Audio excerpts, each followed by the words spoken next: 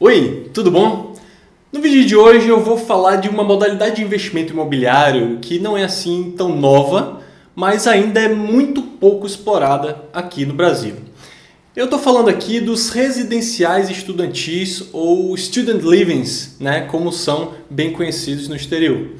Se você não sabe, os residenciais estudantis são um dos investimentos preferidos dos grandes fundos de investimento imobiliário lá nos Estados Unidos e também na Europa. Isso principalmente porque os student livings eles têm baixas taxas de vacância, e costumam proporcionar uma maior previsibilidade das receitas de locação. E ainda por cima são empreendimentos que costumam também trazer boas rentabilidades, uma rentabilidade assim, bem interessante para o investidor. Você ficou curioso? Você quer saber como funcionam os student livings e de que forma você pode ter acesso a esse tipo de investimento aqui no Brasil? Então fique ligado e me acompanhe até o final desse vídeo.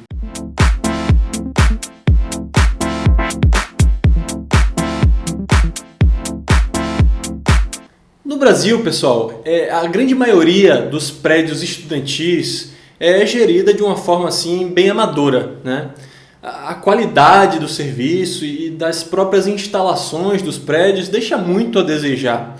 Essa é uma realidade assim bem diferente do que acontece nos países da Europa, nos países de primeiro mundo, onde o negócio de student living é literalmente assim gigantesco, altamente profissionalizado. Lá existem empreendimentos com grande escala, com altíssima qualidade, incorporados por grandes fundos de investimento, como eu já comentei. Muitas das empresas desse segmento, nesses países, são inclusive abertas aos investidores na Bolsa de Valores. E existe assim todo um mercado de compra e venda de apartamentos em residenciais estudantis, tendo pessoas físicas como donos dessas unidades. Aqui no Brasil, quando a gente fala em moradia estudantil, a gente lembra logo daqueles pensionatos, daquelas tradicionais repúblicas estudantis, que nada mais são do que casas ou até pequenos prédios de kitnets localizados próximos de grandes universidades, onde vivem estudantes compartilhando despesas, serviços e uma série de ambientes diferentes.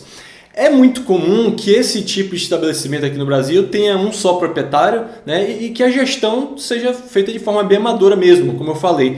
Na maioria desses lugares, as condições acabam sendo precárias de moradia, e o fato é que aquele público que tem um maior poder aquisitivo realmente não se submete a viver em condições assim. Bom, pessoal, nada contra as repúblicas estudantis, muito pelo contrário, mas o fato é que existe uma parcela assim, importante dos alunos de cursos de graduação presenciais que simplesmente não é atendida por esse tipo de solução de moradia. Eu falo aqui principalmente de um público que se muda para outra cidade para poder frequentar universidades. Estou me referindo aqui a estudantes com idade de 17 a 24 anos, de ambos os sexos, de pessoas solteiras que não trabalham, só estudam e estão matriculados em cursos tradicionais, aqueles cursos nobres, entre aspas, como as áreas da saúde, as diferentes engenharias, e que vêm de famílias com alto grau de educação e renda mensal superior a 10 salários mínimos. São as classes A e B. Então, intuitivamente, você já entende que esse tipo de público não busca aquele modelo tradicional de residência estudantil que hoje existe. As opções de moradia para esse tipo de estudante em especial são bem escassas, principalmente nas cidades médias e em boa parte do Brasil. Porque se a gente estiver falando aqui do Sudeste, das grandes capitais como São Paulo, Rio de Janeiro, lá sim, podem existir uma grande oferta de apartamentos compactos, de 1 ou 2 quartos, apartamentos novos, mobiliados, prontos para o estudante morar. Mas mesmo assim os valores costumam ser bem altos, e em muitos bairros a oferta que se tem é de imóveis mais antigos, com metragens maiores, são mercados já bem consolidados, então não é exatamente o que o estudante precisa. Mas nas cidades médias, falando aqui de cidades de 100 mil, 200, 300 mil habitantes, esse tipo de imóvel é realmente escasso, e a demanda, em alguns casos, é muito maior do que a oferta. E muitas dessas cidades têm assim, uma economia dinâmica, tem apelo turístico, tem uma forte vocação universitária, atrai estudantes de várias partes do estado ou mesmo de outros estados.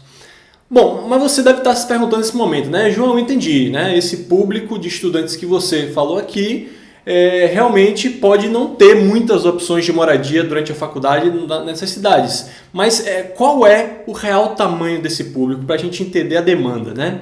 Bom, para responder a essa e também a outras perguntas que você possa ter no decorrer desse vídeo, eu vou recorrer a alguns dados de pesquisa mesmo, né? Pesquisa de mercado, para mostrar o potencial da demanda por student living hoje no Brasil. São duas pesquisas aqui que eu me baseei para poder fazer esse vídeo. Uma delas é aquela divulgada anualmente pela ABMES, que é a Associação Brasileira das Mantenedoras da Educação Superior. É uma pesquisa intitulada Educação Superior no Brasil, Contexto e Perspectivas. E a outra pesquisa que eu me informei para poder te trazer aqui é o Mapa do Ensino Superior no Brasil 2020, divulgada pela CEMESP, que é o Sindicato das Mantenedoras do Ensino Superior Privado, né?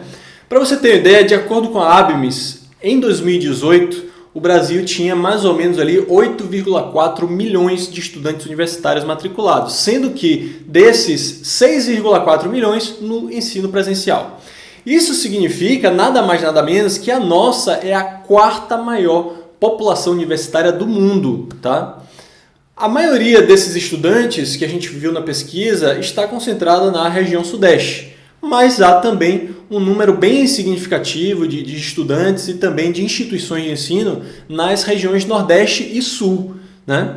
A estimativa que se tem hoje é de que até 30% dos estudantes de cursos presenciais das universidades brasileiras vêm de outras regiões, né? Então, quando eles se instalam ali, eles precisam encontrar uma residência que atenda às suas necessidades.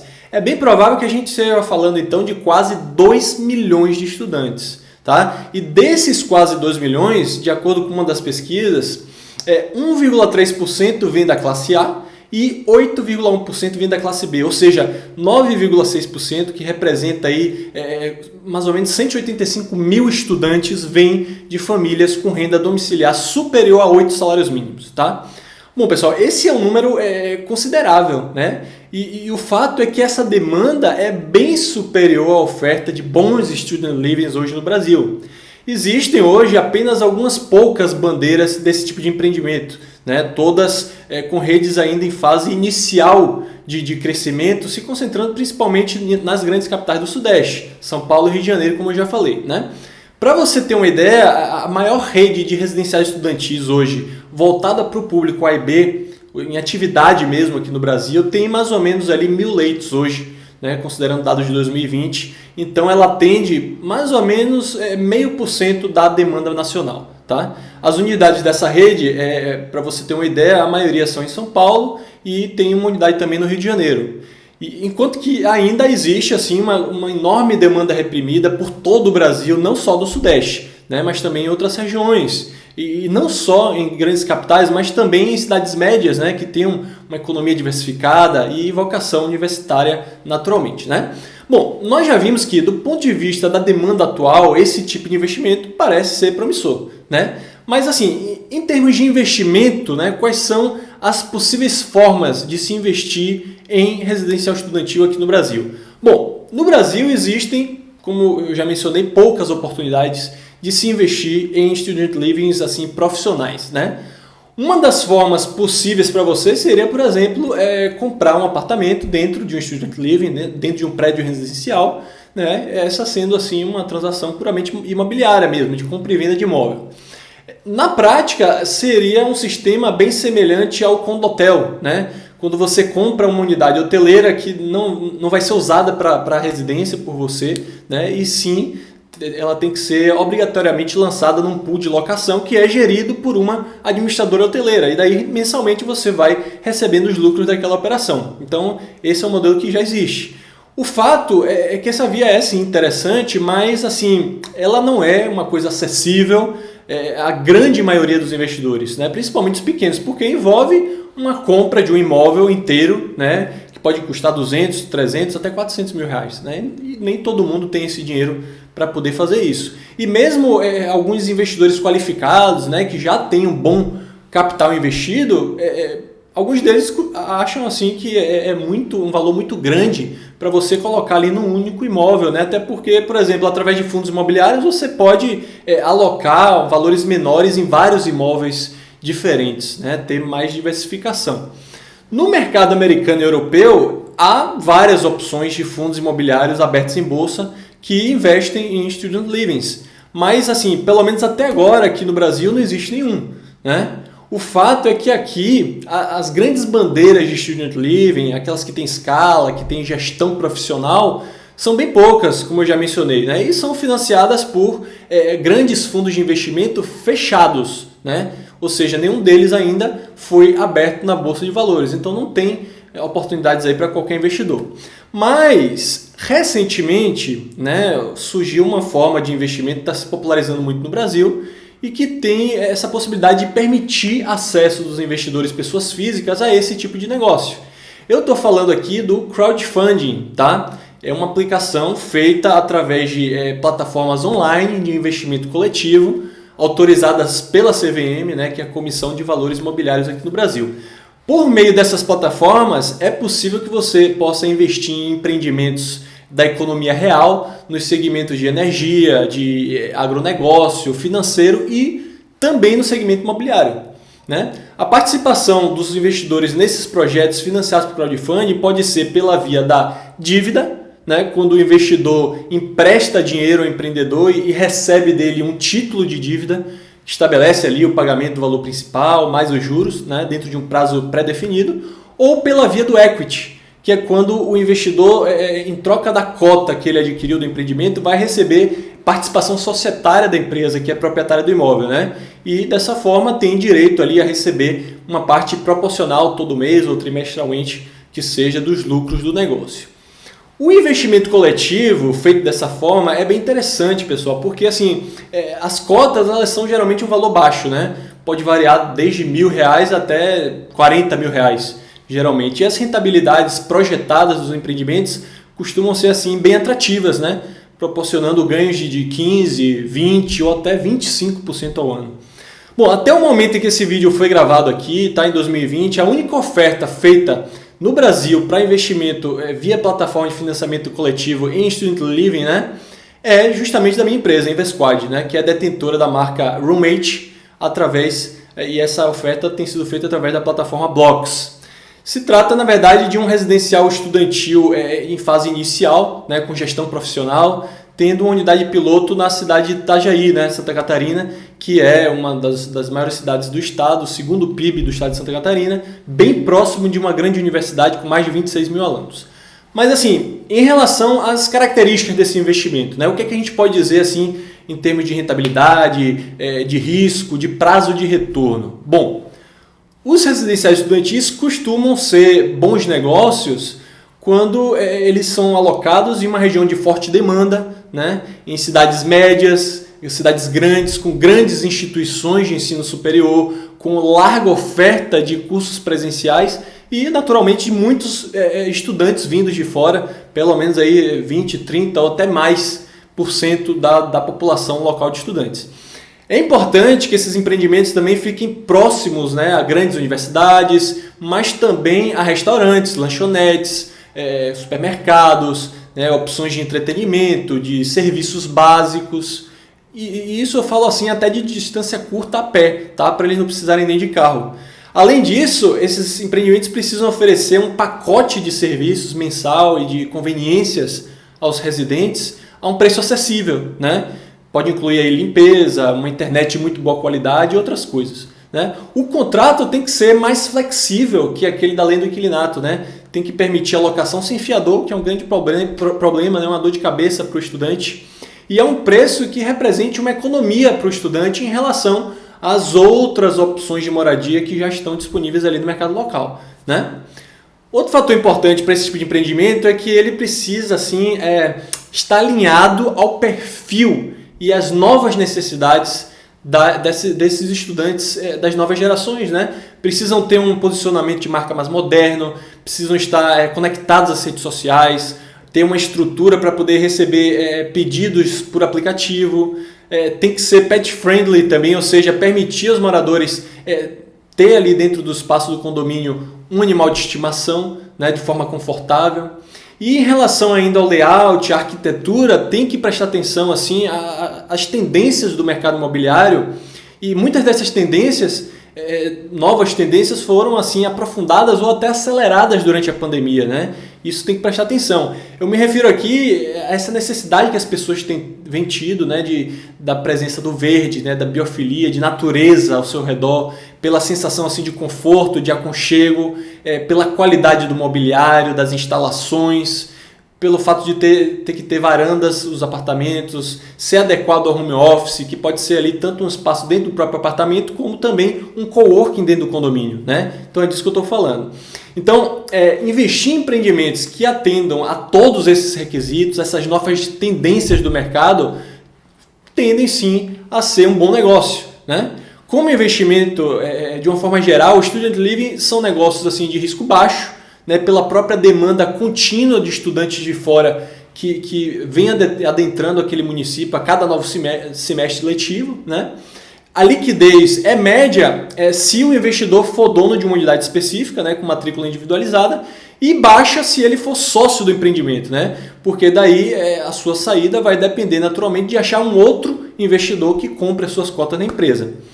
Além disso, o Student Living costuma ser um negócio de longo prazo, né, e que proporciona uma rentabilidade considerada média dentro do mercado imobiliário, né, mas normalmente bem superior à rentabilidade de locações residenciais convencionais, até 60%, 70%, 80% maior, certo? Um detalhe importante aqui sobre essa questão de rentabilidade é que ela está muito associada à escala do empreendimento e à própria estratégia de condução do negócio, né? Lógico que quanto maior for a escala, desde que, lógico, a escala seja coerente com a demanda local, a rentabilidade do negócio tende a ser maior, né? Já que os custos fixos do condomínio vão sendo diluídos dentro ali dos custos das receitas do empreendimento. Mas tem a questão da tese de investimento do empreendedor também, que é muito importante, tá? E no Student Living, geralmente a tese é bem parecida e muito bem posicionada, né? Primeiro porque as redes de Student Living normalmente trabalham com aquisição de prédios antigos para retrofit, né? Ou então com Greenfield, né? Incorporação de novos edifícios do zero. No caso do retrofit, a rentabilidade é muito boa porque você adquire um prédio que já está depreciado, né? A um valor normalmente abaixo do de mercado. É feita ali uma reforma completa no empreendimento, né? Uma série de adaptações para atender a esse novo uso. E isso, por si só, já proporciona uma valorização muito grande do imóvel, né? Que pode até assim duplicar o valor de mercado desse ativo. Já no caso do Greenfield, né, que é comprar um terreno ali e construir nele do zero, a valorização é ainda maior, né? Porque os investidores eles costumam entrar naquela parte ainda do desenvolvimento, né? Paga o preço de custo da obra, uma pequena taxa ali do desenvolvimento ao empreendedor. Então, em ambos os casos, tanto no caso do retrofit como no caso do Greenfield, os investidores eles rentabilizam não só com os dividendos mensais que são distribuídos, mas também com a própria valorização do imóvel, né, ao longo do tempo. Isso de uma forma máxima, através da incorporação do retrofit. Bom, mas será que o Student Living só tem pontos positivos, né? Será que esse é um negócio que não tem riscos? Claro que tem, né, pessoal? Assim como qualquer outro investimento, investir em Student Living traz uma série de riscos que você vai ter que levar em consideração, né? Assim, independente de envolver retrofit ou greenfield, existem aqueles riscos que são inerentes à própria atividade de construção civil, né? Incluindo aí o atraso de obra, problemas de documentação, obtenção de licenças e alvarás, problemas com a construtora, desvios que podem ocorrer do orçamento original. Existe também, além disso, a questão do risco de gestão, né? Porque esse não é um negócio que é puramente imobiliário, né? De simples locação. Ele envolve também a prestação de serviços aos residentes, a administração do condomínio, a gestão da propriedade imobiliária. Então é mais complexo, né? Podem ocorrer ainda, por exemplo, aumento da vacância durante o período de férias escolares, né? Que muitos estudantes saem lá da cidade onde estudam para visitar os pais. a necessidade de frequentes manutenções, a demanda por reformas, por atualização arquitetônica de tempos em tempos para você manter aquele empreendimento relevante, né? Enfim, assim, são algumas situações que envolvem tanto a parte imobiliária como a parte de hospitalidade desse tipo de empreendimento, né? Então, todo investidor, você inclusive, se estiver pensando em participar de um negócio como esse, deve avaliar bem os riscos, pesar bem antes de tomar uma decisão. Bom, agora que você já teve assim um panorama geral do conceito, né, do mercado e também do Student Living como investimento, você entendeu que é um negócio imobiliário bem interessante, né? Possui vantagens, mas também possui riscos. Inclusive, você viu que hoje aqui no Brasil está sendo ofertado de uma forma mais democrática o Student Living através de plataforma online de investimento coletivo. Mas podem ainda surgir alguns questionamentos na sua cabeça, né? Se você prestou atenção até agora, você deve ter percebido que o que gera essa demanda por moradia estudantil é o ensino presencial, né? Mas daí surge a questão do ensino à distância. Você sabe que o ensino à distância vem avançando cada vez mais hoje no Brasil e inclusive, com a pandemia de Covid, muita gente acredita que esse movimento vai se agravar, né? Porque os alunos do presencial poderiam estar mudando, migrando para o EAD. Então, o que é que a gente pode falar sobre isso, tá? Bom, mas ainda falando em pandemia, né, outro problema em relação a residenciais estudantis é que eles são imóveis compactos, né? Tem alguns ambientes que são compartilhados, como cozinha, copa e em alguns casos até quarto, banheiro. Daí, como é que fica então essa questão assim do isolamento social, né? Se for necessário, mais uma vez, vamos dizer, numa próxima pandemia.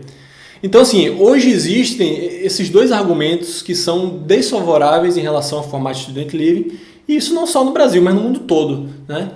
O fato é que a gente precisa analisar esses dois argumentos com muito cuidado, tá? Para que a gente possa entender o que é realmente fato e o que não é, o que procede e o que não procede, né? Vamos falar primeiro aqui sobre a questão da expansão do ensino universitário à distância aqui no Brasil, né? Em detrimento do ensino presencial. Bom, o que o mercado hoje de educação tem percebido é que, apesar da popularização do EAD, a demanda por residenciais estudantis próximos a grandes universidades é algo que tende assim a continuar relevante, tá? E essa tese se baseia em pelo menos 3 argumentos, todos eles comprovados por pesquisas de mercado mesmo, né? Pesquisas recentes, algumas delas inclusive feitas durante a própria pandemia. O primeiro argumento é o fato de que existe uma parte do público estudantil que simplesmente não abre mão do ensino presencial, né? Eles não têm intenção de migrar para o EAD. É a mesma coisa, por exemplo, do que ocorre com o comércio eletrônico, né? Muita gente vai aderir e tem aderido às compras pela internet, mas sempre vai haver um público, aquelas pessoas que vão preferir a experiência de comprar as coisas numa loja física, né? Isso é um fato, é uma questão de gosto. Pesa muito para esses alunos a percepção de que o mercado ainda faz muita distinção entre os profissionais com formação presencial e aqueles que têm formação EAD, né? Pesa também, muitas vezes, a própria qualidade duvidosa de algumas instituições de EAD que existem aí no mercado. Mas o segundo aspecto é que os públicos do ensino presencial e do EAD são bem diferentes, né? No ensino presencial, há uma parcela maior assim, de estudantes mais jovens, né, de até 24 anos, solteiros, que não trabalham, que vêm de famílias com alto poder aquisitivo, classe A e B, né? E é exatamente esse o público-alvo dos Student Livings, né? O fato desse empreendimento ser bem nichado favorece muito esse modelo de negócio, né? E, por fim, o terceiro fator a você considerar é que a maioria dos cursos tradicionais hoje exigem pelo menos 60% da carga horária sendo ministrada pela via presencial, independente de ter uma parte AD, né? E isso, assim, pessoal, é uma coisa que as entidades de classe não abrem mão, né? Porque a gente está falando de profissões que têm um impacto muito grande na sociedade, né? As áreas da saúde, as engenharias, né? E tem ainda cursos como medicina que nem se fala, né? 100% presencial e pronto. Ninguém imagina que em breve as pessoas vão começar a aprender a ser médicas totalmente à distância. É absurdo pensar nisso, né? Bom, mas e em relação ao compartilhamento de espaços, né? Que é esse formato de co-living que muitos residenciais estudantis adotaram? Essa é uma boa pergunta, porque assim, com a pandemia, a questão do isolamento social, as pessoas começaram a refletir sobre esse modelo, né? Bom, pessoal, o fato é que os residenciais que possuem assim, muitos quartos compartilhados ou uma cozinha comunitária como única opção para os estudantes realmente podem ser bastante afetados, né? Porque o contato entre as pessoas nessas condições acaba sendo inevitável, né? Por isso é que os empreendimentos mais novos já estão sendo projetados para ter apartamentos 100% individuais, com uma boa estrutura privativa, né, incluindo cozinha privativa, banheiro privativo, para poder os estudantes se adaptarem melhor a situações de isolamento social, para terem mais segurança, mais qualidade de vida, caso, né, num cenário improvável aí, que uma pandemia ocorra dentro de um futuro próximo, né? Por que eu falo improvável? Porque assim, pessoal, historicamente sempre existiu um espaço de tempo muito grande entre uma grande epidemia e outra, né? Por exemplo, a última pandemia que a gente viu no mundo acontecer e que teve assim uma dimensão semelhante à do Covid foi a gripe espanhola, lá no início do século passado, né? Todas as outras epidemias que ocorreram depois disso foram contidas ali dentro de um raio envolvendo apenas alguns países, né? Principalmente lá na Ásia, você deve saber do que eu estou falando. Então, elas acabaram nem se espalhando. Então, as chances de ocorrer uma nova pandemia, isso a curto, médio prazo, a gente considera ver como pequena, né? Lógico que a gente não tem como prever o futuro, mas é fato que os efeitos de epidemias no crescimento das cidades, nos hábitos das pessoas, nunca foram tão duradouros assim no passado, né? De qualquer forma, os novos empreendimentos residenciais estudantis vão estar preparados para qualquer mudança que se torne duradoura, né? Como é o caso do próprio Roommate, né? Que é esse primeiro residencial estudantil aí sendo ofertado no Brasil através do investimento coletivo pela Investquad, que é a minha empresa, né? Bom, pessoal, esse foi o meu vídeo de hoje, tá? Eu realmente espero que você tenha gostado das informações que eu trouxe aqui para você através do vídeo. Se você achou que o conteúdo que eu abordei aqui sobre residenciais estudantis foi relevante, se você acha que isso vai ser útil na sua tomada de decisão de investimento em negócios imobiliários a partir daqui, então eu te convido a se inscrever no meu canal, tá? A dar seu curtir no vídeo, deixar seu comentário, a me seguir também nas outras redes sociais do meu projeto de educação em investimento imobiliário, Rentabilize com Imóveis, né? E se você conhece alguém, assim, um amigo, um conhecido, alguém que você também acha que poderia se beneficiar com o conteúdo desse vídeo, então eu peço que você compartilhe o link do vídeo com essa pessoa, tá? Mais uma vez eu peço aqui a sua ajuda, conto com o seu apoio nessa minha missão de ajudar as pessoas a alcançar a liberdade financeira investindo em bons imóveis. Bom, agora eu me despeço aqui de você, tá? Te aguardo em breve no próximo vídeo. Um forte abraço e até lá!